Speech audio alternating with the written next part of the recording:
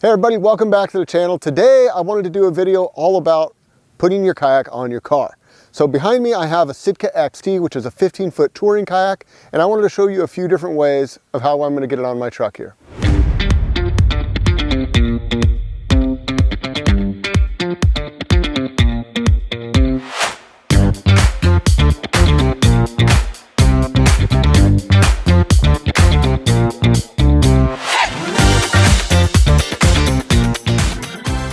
So as I travel around the West, visiting shops and talking to some of you guys, the comment I get all the time is that you guys like short boats because they're easy to transport. So I wanted to show you guys how easy it is. I'm going to load up the Sitka XT, which is 15.5, and I'm going to load it up onto my Dodge truck racks. I'm going to put it flat, and I'm going to show you how it works on a J cradle.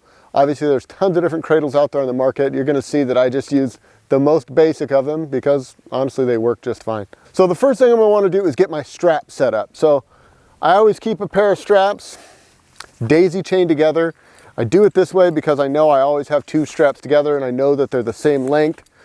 I don't know how many times back in the day I used to go grab a strap and I'd have one 9-footer and one 20-footer and they'd be all tangled and tied up. So I always keep them together. I like to get the straps on there first, and how I do that is I just go ahead and set it up around the bar. One in the front, one in the back. And I think about folding them in half. So they're just laying over the cab of my truck and off the back of the truck, ready to go. So I've got a brand new eddy line here and I really don't want to get it scratched up on this asphalt. So one of the things I use is my gear bag. This is like where I keep my PFD, my extra paddling clothes, my booties, whatever. And I just lay that down on the ground so I can set the boat on and I'm not scratching it up. I also see a lot of people use bath mats. Those work great for a couple reasons. You can lay it on the ground where your stern is going to kind of slide as you're putting it up in the truck, or people will put it on the back of an SUV to allow the boat to slide up. They've got that grippy texture on the bottom so it grips to the car, it doesn't slide, and then when you're putting your kayak on there, you're not scratching your car or your kayak. Today I'm just going to use my gear bag, and what I'm going to do is I'm going to grab this kayak right here from the center. Fairly lightweight boat, easy to handle, but now I can have one hand on the front, get the front of the boat up onto the racks. You see where I've got the stern there? That's going to be protected. And then from here I can just go to the back of the boat, pick it up, and slide it forward.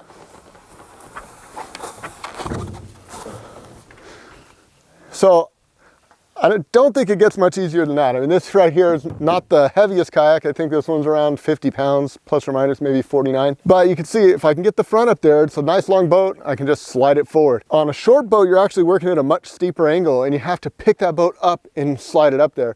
So people say that they're getting short boats because they're easier to transport. I hope I just showed that a 15.5-foot boat's almost easier to transport than a short, heavy, like polyethylene, 60-pound sit on top. So before we get to strapping, I want to talk about my cradles, because there's a million different cradles on the market, and what I have here is probably the cheapest option. But honestly, they work really good. These are just foam cradles. You can get them from, I don't know, Malone, Suspense. Pretty much everyone makes some sort of foam cradles. They just fit around the bar, and then I can strap down to the bar. There are a bunch of different rack solutions out there. Some of them have wheels in the back. I know the Yakima Sweet Rolls are really popular. They're like articulating pads that have wheels in the back. So there are definitely options out there that will help cradle your boat and make it even easier to load it up on there. Talk to your local kayak shop and find something that's going to work well for you. But for me, I've been a foam block guy forever. I like these because I can have a bunch of different sets and I can set them up any way I want. If I have a stacker, which is like a vertical rack, and I want to strap a kayak to either side, I can use the foam blocks for that. So they're just a very versatile option, and they're cheap. If I lose one or if I break one or if I leave one on my other car, I know I always have another set kicking around. Now we're going to get to strapping it down. You see I've got my strap, and I think about it being folded in half around the bar. That way I can take it and I just loop it right back through the buckle, and I can take the whole strap and flip it up over the kayak. Okay, so now the strap is still folded in half and it's going around the kayak. I take the loose end and go, this one has a nice bar on the end. These Yakima racks have this nice strapping point. If you don't have that, maybe you'd want to wrap around the inside of the post. You want to have it in a way that the strap's not going to slide off the end of the bar. So if you have like factory racks or something like that, you want to make sure you're going around a base so there's no way for the strap to come off, because that's the #1 way to lose a kayak. So we're going to go right through this little metal loop, And then you notice my buckle's up high. I do that so as I'm strapping down, I'm pulling down on the strap. So I can kind of get my weight and tug it down. This is something I see all the time. Boats are always coming loose. If you go where you have to strap up, like if you go around here and you're trying to strap up and pick up, there's just no real way to get a good tight strap that way. So you always want to be pulling down on your strap so you can kind of get your body weight into it and make sure it's nice and snug. And the important thing to remember is that it's 2 straps over the boat. Remember, I folded it in half, and so when it's done, I want to see 2 straps. You don't want to use a ratchet strap because you can over torque it, and you don't want to just go around it once because that boat will want to slide and move around. The double strapping, folding it in half and going around it is the way to go. As you cinch it down, that thing is solid in there. It's locked into the rack. See, when I push on it, it moves the whole truck. With the excess strap, you have options. A lot of people will wrap it around a post, you know, maybe tie a little knot here just to keep it from ensuring that it doesn't loosen up. There's a million different ways to do it. What I do is I use that same daisy chain that I use to keep my straps together. I make a loop, and then I reach through the loop and grab the strap like I'm going to pull it through for an overhand knot, and I just make another loop, and I just do this daisy chain all the way down. And then I take this excess strap and I stick it under the bungees of the boat. And that keeps it nice and tight. It, you know, it's not going to come out, it's not going to fly off. This little knot keeps the strap from sliding or moving around. And then I just repeat the step in the front. Again, I got my straps folded in half. Gonna flip them up over the boat. If you're shorter and you need a little hand, bring yourself like a little step stool, like a little kitchen step stool or something that you can put here to make this process a little easier.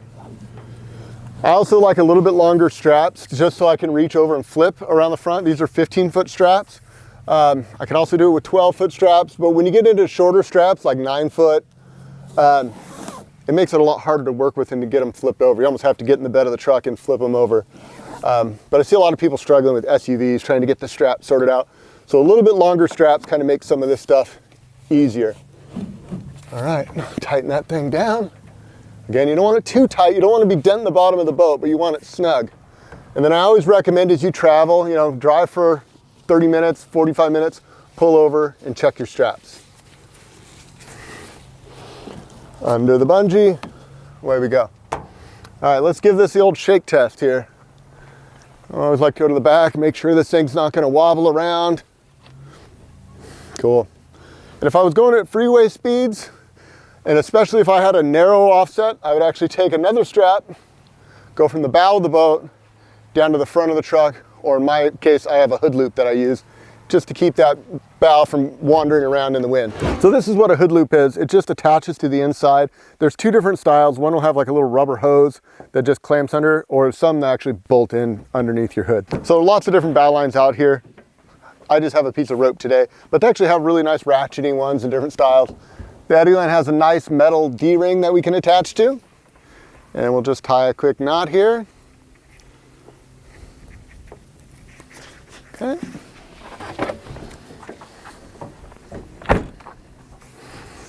And I'll go up to my head loop.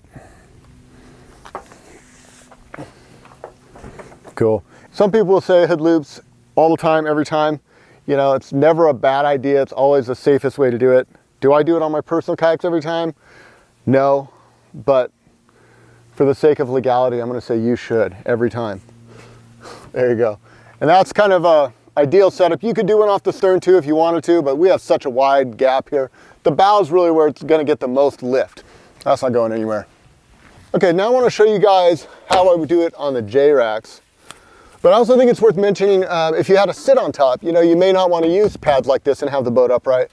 Oftentimes on a sit on top, I'd prefer to have the boat upside down, and I would use something like a surfboard rack or a rack pad and then just put the boat on there upside down.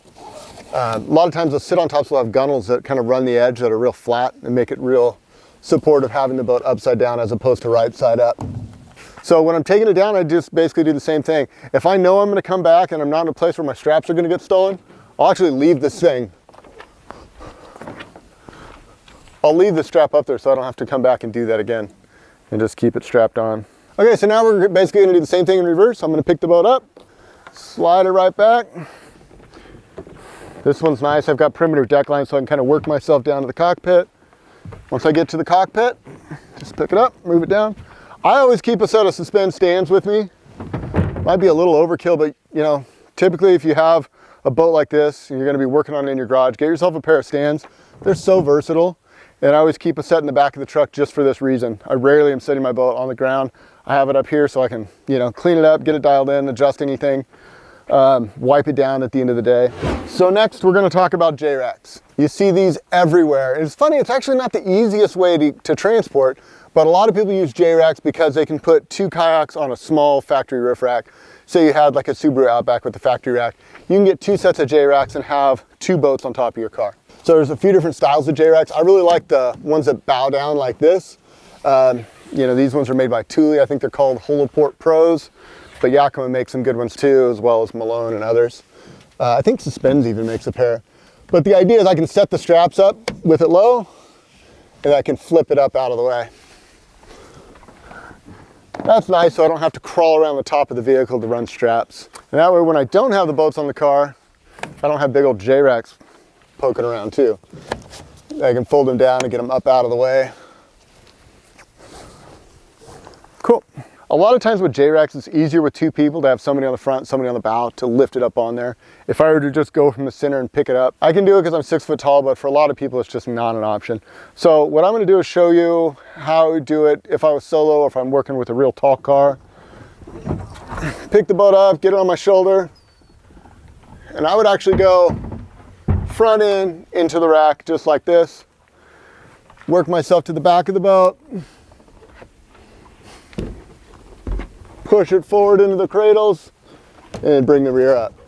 That way I'm never really trying to pick the whole mass of the boat up overhead. That's really challenging to do. But if I can get the front up there cradled, then I can kind of slide it forward and tilt the back up. So I'm only lifting about 50% of the boat's weight at one time. And from here, same exact concept. You want to make sure your straps aren't overlapped. 1 strap, 2 straps. You'll see I'm always tugging on my straps to make sure that they're free and flowing. A lot of times what'll happen if the straps aren't doing this, that means they're like crossed up or they're wrapped around something.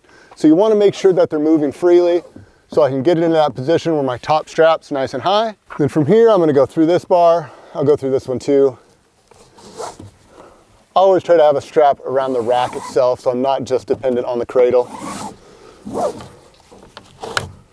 There we go. Get it so I can pull down on it nice and tight. There you go. And then take the excess strap.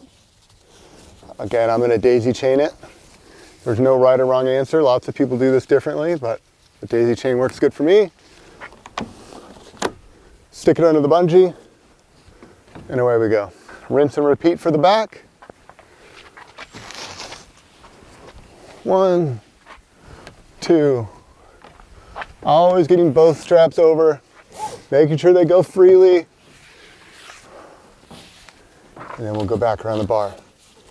And again, if you don't have a good spot to go around, try to go around the foot of something. Just make sure that it's attached firmly to the rack itself, not the cradle.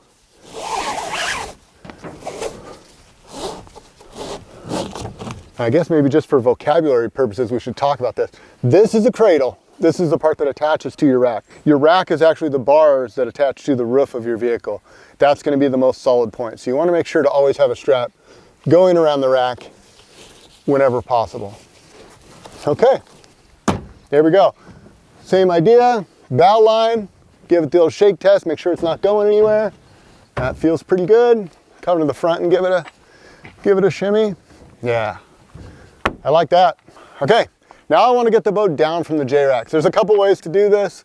You could do it the same way I just had it, where you get one side down,